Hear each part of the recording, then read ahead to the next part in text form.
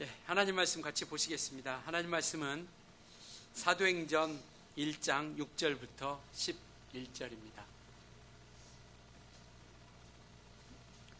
사도행전 1장 6절부터 11절까지 교독하시겠습니다.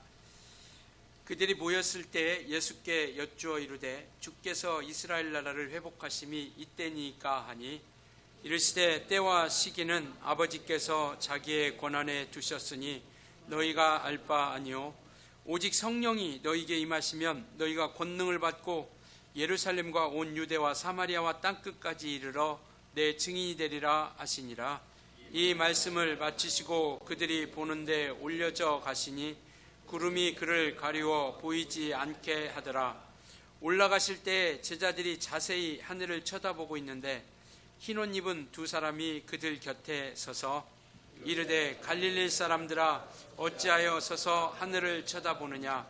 너희 가운데서 하늘로 올려지신 이 예수는 하늘로 가심을 본 그대로 오시리라 하였느니라. 아멘.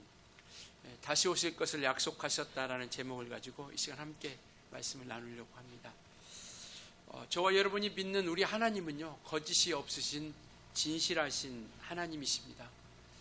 그분은 약속을 반드시 지켜주시는 분이시죠.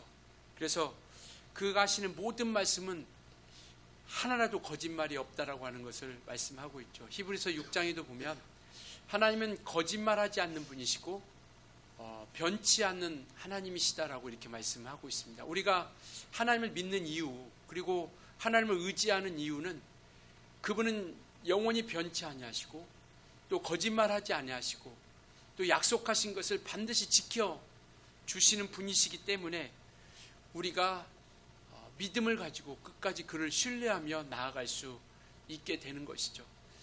그분은 상황과 형편에 따라서 변덕 부리시지 아니하시는 분이시다라는 거죠. 우리 인생과 다른 것은 바로 이겁니다. 우리 인생들은 정말 내가 목숨 걸고 내가 결심한다라고 이야기하기도 하고, 내가 우리 아버지를 걸고 내가 맹세한다라고 이야기도 하고, 뭐 여러 가지 상황을 놓고 이야기를 합니다. 그런데 그 상황과 형편에 따라서 또 어떤 상황이 안 좋은 형편이 되어지다 보면 뭐 언제 그러냐는 듯이 뭐 이것을 변하기도 하고 또 이렇게 또 거짓을 하기도 하고, 그래서 실망이 되어지는 것이죠. 그러나 우리 하나님은 실망시키지 아니하시는 분이십니다. 그분은 우리가 가진 소망을, 성경은 우리가 가진 소망을 부끄럽게 하지 않는다라고 이렇게 말씀하고 계세요. 그 부끄럽게 하지 않는다라는 건 뭐냐면 실망시키지 않는다라는 겁니다. 그러니까 우리가 가진 소망, 그 믿음을 가지고 나아가는 이들에게 결코 하나님께서는 실망시키지 않으시고, 그리고 그 하나님께 맡겨진 삶에 대해서 우리가 후회하지 않도록 우리를 이끌어 주시고 인도해 주신다라는 겁니다. 그래서 우리 하나님께 맡기고 나아가는 우리의 삶은 결코 후회가 없다라는 것을 말씀하고 있죠. 때로는 공의로서, 때로는 은혜로서 우리를 이끌어 가시기도 합니다. 우리가 하나님을 믿는 믿음 가운데는 공의와 어떤 은혜가 함께 가는 것이죠. 그러니까 하나님께서는 그 뜻하신 바대로, 정하신 바대로 반드시 판단하시는 분이시고, 또한 주께 돌아오는 그들에게 끝없이 은혜와 사랑을 베풀어 주시는 분이십니다. 그분은 결코 약속하신 것을 뒤집지 아니하시고 후회하지 않고 실망시키지 않는다라는 것이죠. 우리가 그분을 신뢰하고 따를 수 있는 이유, 성경은 이렇게 약속하고 있습니다. 내가 너를 떠나지 아니하고 내가 너를 버리지 않겠다라는 겁니다. 믿으십니까? 그렇기 때문에 우리는 끝까지 주님을 붙잡고 나아가는 겁니다. 왜? 그분은 우리를 떠나지 않고 우리를 버리지 아니하시는 분이시기 때문에요. 그분이 손해를 보고 그분이 뭔가 정말 억울한 일을 당한다 할지라도 끝까지 우리를 지켜주시고 책임져 주시고 인도해 주시고 이끌어 가고 계시다라는 것이죠. 그렇기 때문에 우리는 그분을 믿고 의지하며 나아가는 겁니다. 하나님의 약속은 우리는 언약이라고 이렇게 얘기합니다. 하나님께서 약속하신 그 약속은 반드시 지키시고 또 반드시 시행하시는 분이시다라는 것. 우리는 그래서 이것을 믿음으로 나아가는 거죠. 그래서 믿음은 약속을 붙잡는 겁니다. 약속을. 우리가 눈에 보이지 않고 또 어떤 증거가 없다 할지라도 우리가 나아갈 수 있는 길은 뭐냐면 그 모든 약속들은 반드시 이루어지고 그 약속을 통해서 우리에게 만나주시는 것이죠. 그래서 우리는 하나님과 언약의 관계, 말씀의 관계라고 이렇게 얘기합니다. 그러니까 뭔가 증거가 있기 때문에 우리가 그분을 믿고 신뢰하는 것이 아니라 혹 우리에게 베풀어 주신 어떤 능력과 이적이 없다 할지라도 우리가 그분을 신뢰하고 믿고 따르는 것은 뭐냐면 그 약속하신 것은 반드시 이루어 가시는 분, 이스라엘과 만나주시는 그 하나님께서는 이스라엘과 어떤 것으로서 관계를 맺어주시느냐, 말씀의 관계를 통하여 나타나주는 겁니다. 언약의 관계를 통해서 만나주시죠. 그러니까 우리도 하나님과의 만남을 갖는 것은 아까도 말씀드렸던 뭔가 증거가 있고 능력이 있고 이적이 있어서가 아니라 말씀이 우리 가운데 함께하기 때문에 말씀을 통해서 우리가 함께 그분과 동행하고 또 나아가는 거죠. 그래서 이스라엘과의 관계를 맺을 때도 하나님께서는 말씀을 통해서 맺어주신 것이죠. 아브라함과의 관계도 마찬가지 아니겠습니까? 아브라함과 관계를 통해서도 말씀을 통해서 네가 하늘, 너의 가족, 너의 후손들이 하늘의 별과 같이 바다의 모래같이 많게 하리라. 그런데 아브라함은 그 약속을 붙잡긴 하지만 그 약속이 하나님께서 분명히 말씀의 관계를 통해서 이루어가지만 우리 인생들도 마찬가지 아닙니까? 믿음을 가지고 나아가지만 환경에 따라서 상황에 따라서 흔들릴 때도 있고 때로는 넘어질 때도 수없이 많이 있죠. 아브라함도 그가 믿음의 조상이라고는 하지만 많이 흔들린 적도 참으로 많이 있었던 것을 우리가 성경을 통해서 봅니다. 그래서 하늘의 별과 같이 바다의 모래같이 분명히 약속을 주셨건만 환경은 여의치 않죠. 그러니까 생물학적인 어떤 자녀를 생산할 수 있는 능력이 없어진 거죠. 그리고 살아도 그런 경수가 다 끝나게 된 거고. 그러니까 하나님께서 약속은 주셨지만 어떻게 할 것인가 불안하고 또 이와 같이 마음이 안심이 안 되는 거죠. 그래서 하나님께 그렇게 얘기합니다. 하나님께서 분명히 하늘의 별과 같이 바다의 모래와 같이 약속해 주셨는데 지금 내가 이런 상황이니까 내 자손을 통해서는 이루어갈 수 없을 것 같아요. 그러니까 내 종을 통해서 그 자손을 이어가겠습니다 라고 이렇게 이야기하죠. 그러니까 하나님께서 결코 그렇지 않다. 내 씨로 말미암아 그 후손을 이어갈 것이다 라고 얘기하죠. 돌아서서 한참 생각하다 보니까 또 막 불안하고 이 두려운 마음들이 또 언습해 오는 거예요. 과연 될까? 이것이 약속이 이루어질까? 그래서 하나님 그러면 종의 자녀를 통해서 정말 내 자손이 좀 이루어가기를 원합니다. 그래서 하갈의 자녀를 통해서 그렇게 이야기하지 않습니까? 그때 하나님께서도 또 아니다. 내 씨를 통해서 이루어갈 것이다 라고 이렇게 얘기하죠. 그러니까 약속은 끝까지 신뢰하고 믿고 의지하는 겁니다. 지금 당장은 그것이 말씀을 지키고 신뢰하고 나아가는 것이 때로는 환경이 여의치 않고 상황이 여의치 않을 때도 너무나도 많이 있을 수 있습니다. 그러나 하나님의 뜻에 맡기는 순간 그러한 아쉬움과 후회는 결코 없다라는 것이죠. 이것이 우리가 하나님 앞에 나아가는 분명한 이유입니다. 그분 앞에 나아가는 것, 그분께 맡기고 말씀을 붙잡고 나아가는 것에 대해서는 결코 후회함이 없다라는 것, 결코 아쉬움이 없다라는 것. 이 말은 곧 하나님께서 약속하신 것은 반드시 지키시는 분이시다라는 것을 오늘 우리에게 말씀을 하고 있습니다. 시편 16편 11절에 이렇게 말씀하고 있어요. 주의 앞에는 기쁨이 충만하고 주의 우편에는 영원한 즐거움이 있다라고 이렇게 말씀하고 있습니다. 주의 앞에는 기쁨이 충만하고 주의 우편에는 바로 영원한 즐거움이 있다. 그렇기 때문에 우리가 주님을 신뢰하고 붙잡고 그분 앞에 온전히 나아가게 되는 것이죠. 우리가 믿고 따르는 말씀은 바로 하나님께서 반드시 수행하시고 일하시는 그리고 반드시 지키시는 말씀이라는 것을 믿음을 가지고 달려갈 수 있길 예수님으로 축원합니다. 그래서 그 신뢰를 가지고 그 약속을 붙잡고 우리 믿음을 가지고 나아가는 거죠. 더더군다나 우리가 무슨 천국을 본 적이 있습니까? 우리가 무슨 예수님을 만나본 적이 있나요? 그러나 약속을 통해서 약속이 이루어지는 것을 통해서 그리고 약속을 우리가 붙잡음을 통해서 우리는 그 모든 약속들을 믿고 의지하며 나아가게 된다라는 것을 말씀하고 있죠. 성경은 약속의 책입니다. 그래서 우리가 구약 신약 이렇게 이야기하죠.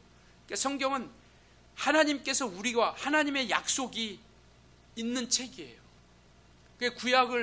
구약과 신약을 통해서 우리에게 말씀해 주시죠. 그래서 그 약이라고 하는 것은 약속, 변하지 않는 언약을 이야기하고 있습니다. 그래서 구약에서는 어떤 걸 약속하고 계시느냐? 구약을 통해서 우리에게 약속해 주신 것은 예수께서 오신다라는 거예요. 즉 메시아가 오실 것이다라는 겁니다. 그러니까 성경에 구약에 수많은 예언들이 있고 이러한 선지자들과 예언자들을 통해서 말씀해 주신 것, 그 모든 것들을 한마디로 요약한다라면 수많은 것들이 많이 구약 성경에 있지만 그것을 한마디로 요약한다라고 하면 예수께서 오시리라는 거예요. 그러니까 우리가 성경을 이야기할 때 누가 구약이 무슨 성경이냐고 묻는다라면 구약 성경 예수 오시는 이야기야 라고 이야기하시면 정답이죠. 그럼 신약은 뭐냐?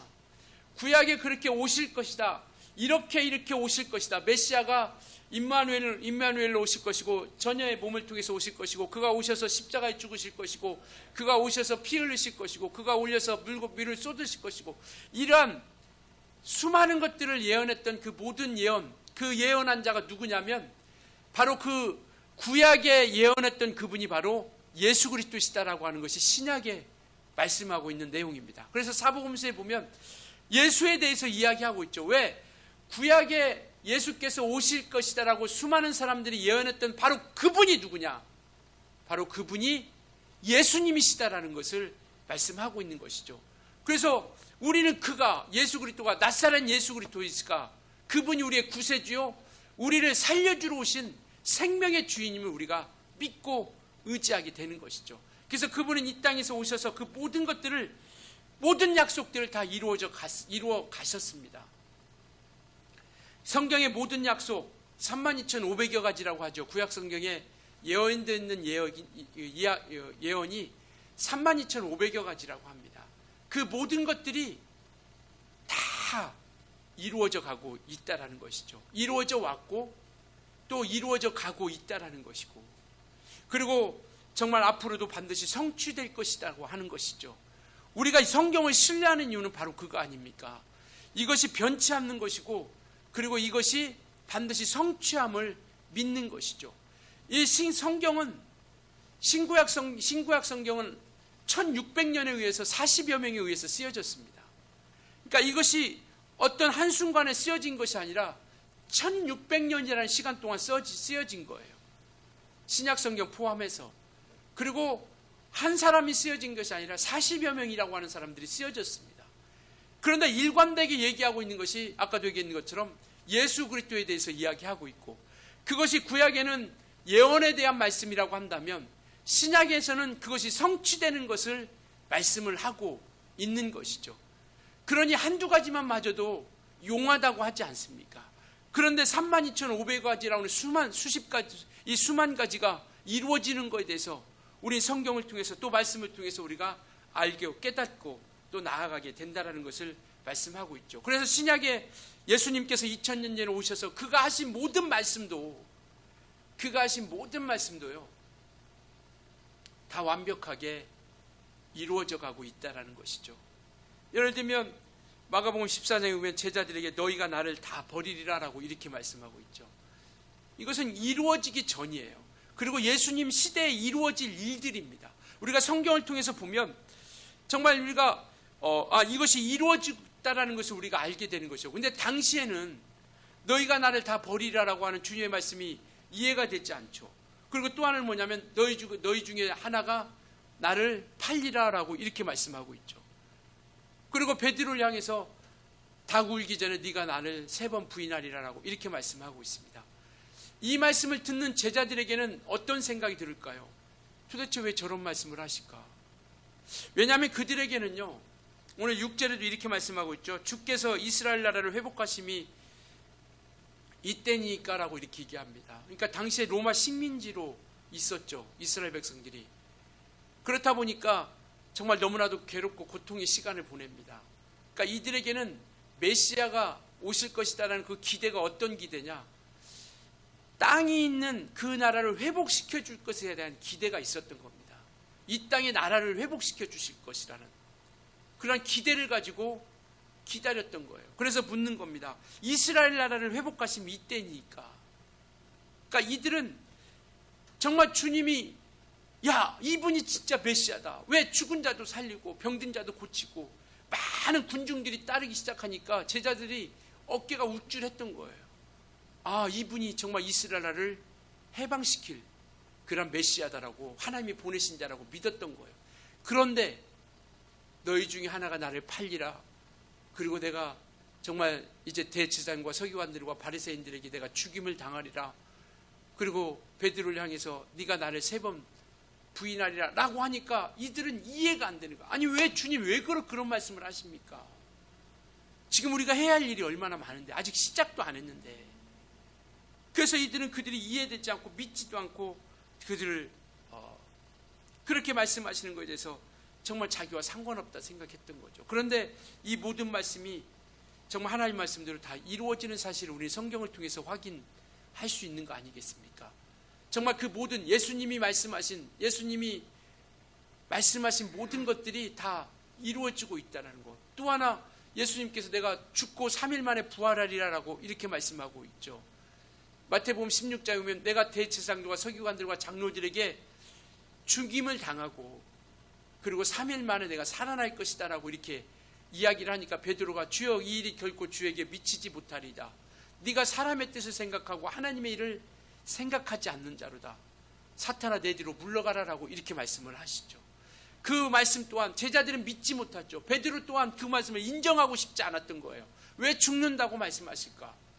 그런데 성경은 예수님께서 부활하시고 나서 정말 이 마태, 그 주님의 제자는 주님이 그 말씀대로 이루어지고 있다는 것을 이렇게 말씀하고 있어요. 28장 6절에 그가 말씀하시는 그대로 살아나셨느니라라고 이렇게 말씀하고 계세요. 말씀하신 그대로 살아나셨다는 것. 그리고 고린도전서 15장에 보면 우리가 부활의 장이라고 말씀하고 있습니다. 부활의 장 고린도전서 15장 3절 4절에 보면 정말 이는 성경대로 죽으셨다가 성경대로 살아나셨다라고 이렇게 말씀하고 계세요. 왜 이렇게 장황하게 서론 같은 이 부분을 말씀을 드리냐면 우리는 하나님의 약속을 믿고 가는 사람들입니다. 그리고 그 말씀은 반드시 이루어진다라는 거예요. 그리고 그 말씀을 반드시 지키신다라는 것을 말씀드리고 싶은 거예요. 왜 무슨 말씀을 하려고? 오늘 본문의 11절에 나와 있는 것처럼 이르되 갈릴리 사람들아 어찌하여 서서 하늘을 쳐다보느냐. 너희 가운데로 하늘로 올려주신 이 예수는 하늘로 가심을 본 그대로 오시리라. 이 말씀을 들으려고 앞부분에 장황하게 말씀을 드렸습니다. 우리가 믿는 이 말씀을 믿으려고 한다면 하나님의 약속을 우리가 먼저 믿어야 된다는 겁니다.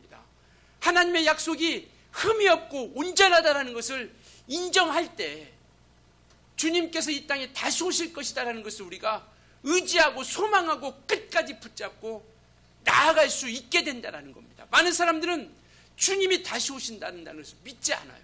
메시아가 오셨지만 그들은 메시아가 오셨다는 것을 인정하지 않습니다. 오히려 유대 사람들은 예수님을 죽이잖아요.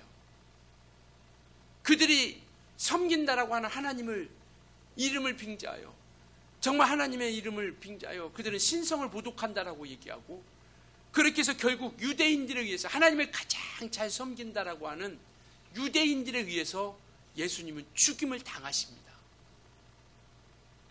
오늘 우리가 약속대로 이루어지고 있는 사실을 믿었을 때 그 모든 약속들이 반드시 시행하신다라는 것을 믿었을 때 오늘 이 본문에 약속하고 말씀하고 있는 주님께서 다시 오신다라고 하는 것 또한 약속으로 믿을 수 있다라는 것이죠. 정말 주님께서 다시 오신다는 것을 약속으로 믿을 수 있기를 예수님으로 축원합니다. 바로 이것이 우리의 소망인 것. 마지막 물론 요한계시를 통해서 이루어질 일들에 대해서 많이 말씀을 하고 있지만 마지막 주님께서 말씀하신 것 중에서 마지막으로 하나 이루어지지 않은 것이 뭐냐면 내가 다시 오시라라는 것이 마지막 하나 우리 가운데 약속으로 남겨주셨습니다. 그래서 이와 같이 수많은 역사들이 이루어지신 것처럼 정말 하나님의 약속 또한 주님이 약속하신 내가 반드시 오시겠다고 약속하신 것 또한 반드시 이루어진다는 것을 말씀하고 있죠. 예수님이 하신 말씀은 1.1획도 없어지지 않는다라고 말씀을 하고 계세요. 왜 그러면 하늘에 오르셨을까요? 왜 그분이 하늘에 왜 오르셨을까요? 그 승천하신 이유를 우리가 몇 가지로 살펴볼 텐데요. 그가 하늘에 오르신 이유는 뭐냐면 그가 부활하심을 통해서 이와 같이 마귀의 사망 권세를 깨뜨리셨다라는 것.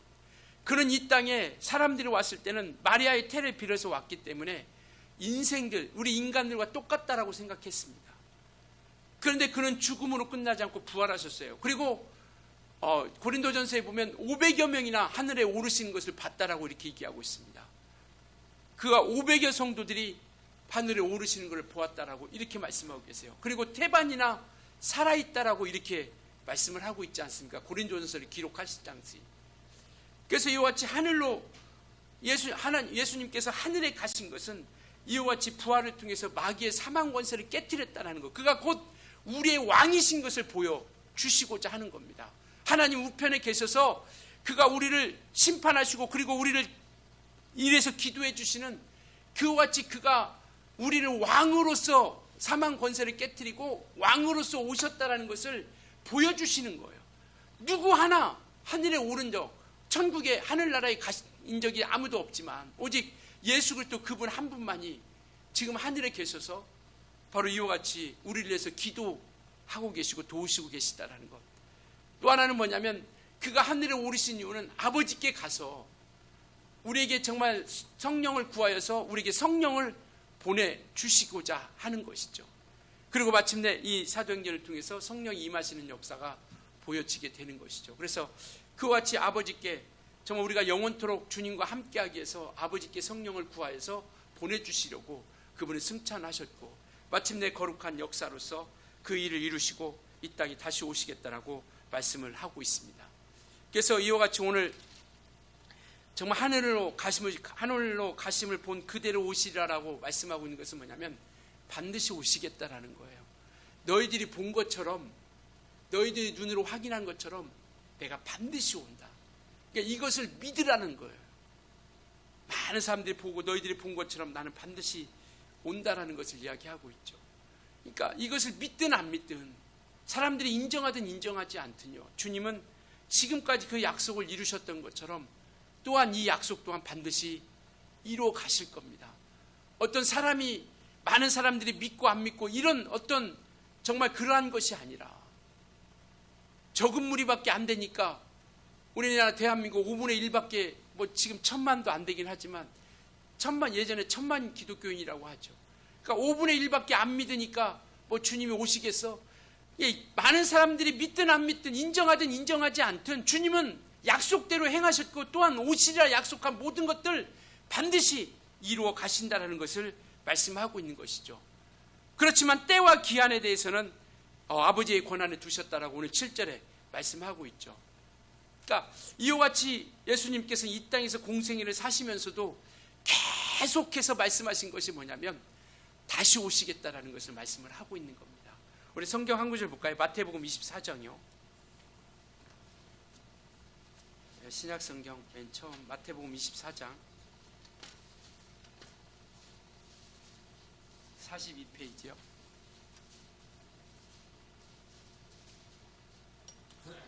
30절 한번 보겠습니다. 30절 같이 읽을게요. 시작. 그때 인자의 징조가 하늘에서 보이겠고 그때 땅의 모든 족속들이 통곡하며 그들이 인자가 구름을 타고 능력과 큰 영광으로 오는 것을 보리라. 이것은 예수님께서 승천하시기 전에 이미 공생애를 사실 때 말씀하신 거거든요. 그러니까 내가 구름을 타고 큰 능력과 영광으로 올 것이다라고 이루어지기 전에, 지금 사도행전의 역사가 이루어지기 전에 공생애를 사실 때 말씀해 주신 거예요. 그래서 주님은 계속해서 44절도 한번 같이 읽을까요? 마태복음 24장 44절 시작. 이러므로 너희도 준비하고 있으라. 생각하지 않은 때에 인자가 오리라.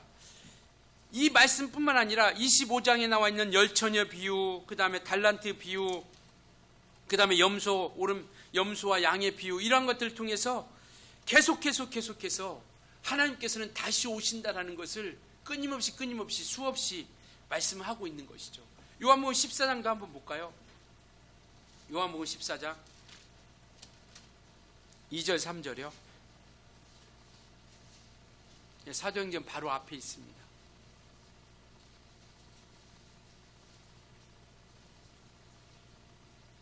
네, 같이 읽습니다. 시작.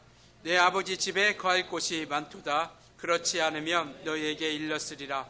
내가 너희를 위하여 거처를 예비하러 가노니 가서 너희를 위하여 거처를 예비하면 내가 다시 와서 너희로 나 있는 곳에 너희도 있게 하리라.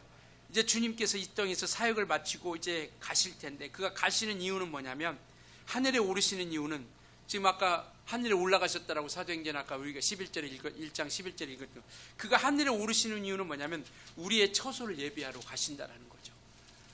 이게 얼마나 정말 우리에게 기쁨의 순간입니까? 정말 이 땅에서 우리가 수고하고 했은 모든 믿음을 지킨 것에 대해서 우리가 거할 처소를 예비하러 간다라는 거예요. 그가 하늘에 가신 이유가, 그리고 처소를 예비하면 우리를 데리러 오신다는 거예요.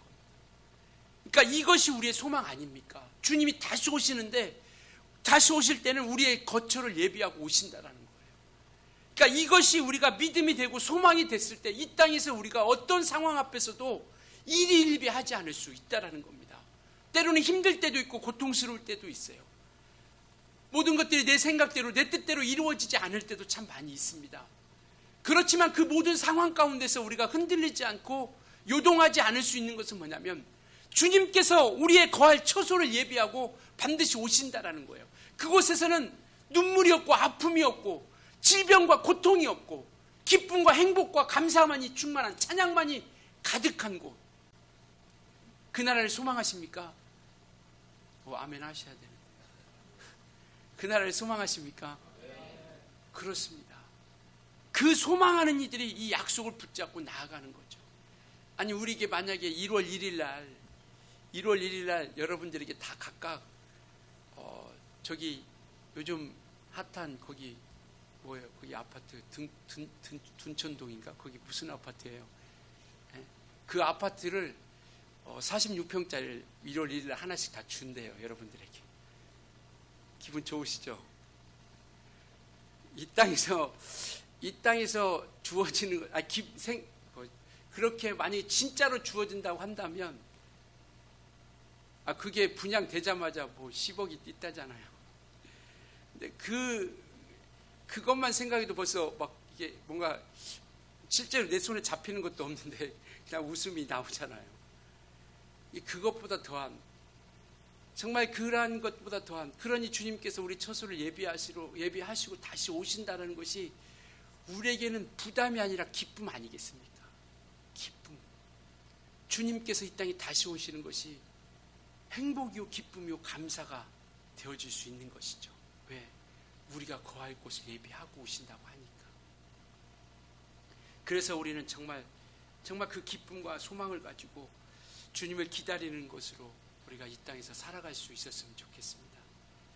그러면서 오늘 본문의 11절에 이렇게 말씀하고 있죠. 예수님께서 하늘로 올라가신 것을 보시고 나서 이르되 갈릴 사람들아 어찌하여 서서 하늘을 쳐다보느냐. 주님이 하늘에 오르신 것 네가 받지 않느냐. 그리고 반드시 다시 오실 텐데 왜 하늘만 쳐다보고 있느냐. 이 말은 뭐냐면, 이 말씀의 의미는 하늘만 쳐다보지 말고 네 현실의 삶 가운데로 가라라는 겁니다. 우리 신앙이 그거 아닙니까? 하늘에 대한 소망을 가지고 나가지만 우리가 날마다 하늘만 쳐다보고 하늘만 바라보면서 살아갈 수는 없잖아요. 우리의 삶이 있으니까. 그것처럼 그 얘기하고 있는 거예요. 왜 하늘만 쳐다보고 있느냐. 분명히 하늘의 소망을 가져야 되는 것은 맞지만 우리가 하늘만 쳐다보고 있지 말고 우리의 삶 가운데로 들어가서 주님이 분부하신 것을 지키면서 그날을 주님을 맞이할 준비를 하고 있으라는 거죠. 이제 주님이 하늘에 오르신 것을 받지 않느냐. 주님이 오실 것이다라는 것을 너에게 말씀해 주시지 않았느냐. 그런데 왜 아직까지 하늘만 쳐다보고 있어? 이제 더 이상 하늘만 쳐다보지 말고 그 소망을 가지되 이제는 우리의 삶 가운데서 들어가서 믿음의 삶, 주님이 기뻐하시는 그 주님께로부터 받은 사명을 감당하면서 주님 맞을 준비하며 살아가라라고 말씀하고 있는 거예요. 그러면서 왜 하늘만 쳐다보고 있느냐라고 그 말씀을 하고 있는 것이죠. 그래서 힘을 다하여 우리가 온전히 믿음을 가지고 달려가는 겁니다. 우리 예수님은 반드시 다시 오십니다. 믿으십니까? 그래서 우리는 이것을 재림이다, 이렇게 강림이다라고 이렇게 얘기하고 있죠. 우리가 아까 앞으로 그 예배 말씀 끝나고 찬양할 때 주 예수의 강림이 가까우니, 우리 주님의 강림이 가까우신, 지금 이제 주님이 지금 가장 가깝게는 지금 오늘입니다. 오늘 오셔도 전혀 하등의 이유가 없는, 왜? 말세에 주님께서 오신다고 했으니까. 말세는 예수님이 이 땅에 부활하시고 승천하신 그때로부터 말세는 시작하는 겁니다. 요엘 선지자를 통해서 그렇게 말씀하고 있죠. 내가 말세에 내 영을 남종과 여종에게 부어주리니, 바로 성령을 부어주는 그 시간으로부터 말세는 시작되는 겁니다. 그래서 말세의 지말이라고 하죠. 이게 말세 중에 말세의 끝이라고 하죠. 왜? 너무나도 혼탁하니까. 영적으로 타락의 시대, 도덕적인 윤리가 사라진 시대, 마치 소돔과 고모라 때와처럼, 노아 홍수 때처럼 정말 윤리와 도덕은 사라지고 양심은 없어지고 모든 삶이 오직 자기들 개인주의, 이기주의에서 벗어나지 못하는 그런 모습. 그래서 말세에 대한 것을 디모데서를 통해서 말씀하고 있죠. 말세에는 사랑이 식어지고 정말 자기만을 사랑하게 되고 돈을 사랑하고 이러한 것들에 대해서 말씀을 하고 있는 것처럼, 그러니까 주님은 지금 이 순간 가장 가깝게는 오늘이고요. 그러나 그 미래는 알 수 없는 것이죠. 그러니까 우리는 늘 깨어서 주님께서 정말 주님의 그러한 맞을 준비하며 나아가는 것이고, 주님이 2000년 전에 이 땅에 오실 때는 우리가 아시는 것처럼 죄를 담당하러 오셨어요. 죄인들에게 오셨습니다. 그래서 그는 침뱉음 갖고 십자가에 죽으시고 욕하고 핍박하고 해도 용납하셨어요. 모든 걸 다 품어주셨습니다. 그러나 이제 다시 오실 주님은요, 구원의 주가 아니라 생명의 주가 아니라 심판의 주로 오신다라는 겁니다. 이 땅에서 육체를 가지고 살아가는 동안 우리가 정말 그 생명의 길에, 믿음의 길에 얼마만큼 우리가 살아가고 있는 것인지, 그러니 우리는 이 땅에서 하늘만 쳐다보고 사는 것이 아니라 주님이 주신 사명을 가지고 육체라는 시간에 주어졌을 때 주님을 맞이할 준비를 하며 살아가는 것이 우리 신앙인의 모습이죠. 그래서 주님께서는 계속해서 말씀하시는 거예요. 깨어있으라. 내가 곧 올 텐데 깨어있으라. 깨어있다라는 건 뭐냐면 민감해져야 된다는 겁니다. 우리가 영적으로 민감해져야 된다는 거. 바로 그 말은 뭐냐면 말씀 앞에 우리가 반응할 수 있어야 된다는 겁니다. 지금은 수많은 말씀의 홍수 시대라고 이야기하죠. 우리가 유튜브를 통해서 또 SNS를 통해서 이런 모든 것들 말씀을 대하려면요, 수없이 많은 말씀들이, 정말 수없는 많은 말씀들이 있어요. 그런데 그런 중요한 것은 뭐냐면 저와 여러분에게 그 말씀이 반응하고 있느냐라는 거죠. 영적으로 깨어있다라는 건 뭐냐면 하나님의 말씀이 나에게 반응하고 있다라는 겁니다. 잠자지 말라라는 게 아니라, 잠자지 말고 24시간 깨어있으라고 하는 것이 아니라 정말 영적으로 민감하여 그 말씀에 반응하는 자들이 되어질 수 있어야 된다는 것을 말씀하고 있죠. 그래서 우리는 지금이 은혜 받을 만때요, 구원의 날이라고 이렇게 말씀하시잖아요. 지금 우리가 지금 우리가 구원받는 시간이고 우리가 은혜 받는 시간. 왜 은혜 받으라고 합니까? 왜 지금 은혜의 순간이라? 은혜를 통해서 말씀을 채워가면서 은혜를 통해서 우리가 소망을 굳게 붙잡는 거예요. 은혜가 멀어지는 순간 소망도 점점 멀어지게 되죠. 그래서 우리는 말씀을 붙잡고 그 은혜 안에 구원의 때를 통하여 구원의 소망을 붙잡고 말씀 안을 통해서 은혜를 통하여 정말 우리 식어졌던 믿음이 다시 은혜 받으면서 회복되고, 우리가 나태했던 믿음이 다시 말씀과 은혜를 통해서 우리가 다시 회복되어서 하나님께로 점점점 그 소망에 대한, 천국에 대한 소망을 점점점 우리가 굳게 붙잡고 나아가는 거죠. 완벽하게 살라라는 게 아니라. 그래서 우리는 날마다 주님께서 정말 재림의 날을 소망하면서 이 땅에서 때로는 슬프고 어려움도 당할지라도 인내의 소망으로 끝까지 이기며 성도의 본분을 다하며 살아갈 수 있기를 우리에게 계속해서 말씀을 하고 있습니다. 기다림의 시간이 너무나 길죠. 이 재림에 대해서 말씀하시는 책, 갈라디아서도 있고 베드로전후서도 있는데, 그때 쓰여진 시대가 어떠냐면 예수님이 부활하시고 승천하시고 나고 한 30년 정도 되거든요. 근데 그 30년 정도가 지나니까 믿음이 희미해진 거예요. 믿음이 재림. 그래서 그 얘기하고 있는 거예요. 주님은 분명히 오신다. 갈라디아서를 통해서도 데살로니가 전서를 통해서도 주님은 호령과 천사와 나팔 소리로 분명히 다시 오신다라고 하는 것을 이야기하고 있고, 베드로후서를 통해서도 너희가 믿음을 견고하게 지켜라. 주님은 반드시 다시 오신다라는 것을 말씀을 하고 있는 것이죠. 그러니까 시간이 지나니까 점점 희미해져요. 주님이 오실 그런 것인가? 아니, 주님이 진짜로 오시기는 하는 것인가? 점점 의아해지고 믿음이 약해지는 겁니다. 그래서 베드로후서 3장 8절에 베드로후서 3장 8절 9절에 그렇게 말씀하고 계세요. 그들에게 그렇게 믿음이 재림에 대한 약속이 희미해져가는 그들에게 주님은 하루가 천년 같고 천년이 하루 같은 이 한 가지를 잊지 말라. 이 한 가지를 잊지 마라. 우리 인간적인 시간표로 보면 정말 2000년이라는 시간이 흘렀기 때문에 지루하고 과연 이것이 이루어질까? 또 내려는 회의감도 들고 정말 이 무기력함도 들 수도 있겠지만요. 주님은 딱 이틀 지난 겁니다. 이 한 가지를 잊지 말라는 거예요. 인간의 시간표로 보면 2000년이지만 주님의 시간표로 보면 이틀 지난 거예요. 그러니까 이 한 가지를 잊지 말라라고 말씀하시고 베드로후서 3장 9절에 이어서 8절에 그렇게 말씀하고 있고 9절에 이렇게 말씀하고 계세요. 주님은 더디 오시는 것이 아니라 오래 참고 계시며 정말 모두가 죽게 돌아오고 멸망에 이르지 않고 회개하여 구원을 받게 하려 하십니다라고 이렇게 말씀을 하고 있습니다. 주님은 지금 더디 오시는 게 아니에요. 오래 참고 계시는 겁니다. 멸망하지 않고 베드로후서 3장 9절에 그렇게 말씀하고 있어요. 아무도 멸망하지 않고 이게 주님의 마음이에요. 모두가 회개하여 디모데전서 2장 4절에 이렇게 말씀하고 있어요. 하나님은 모든 사람이 구원을 받고 진리를 알기를 원한다라고 이렇게 말씀하고 있습니다.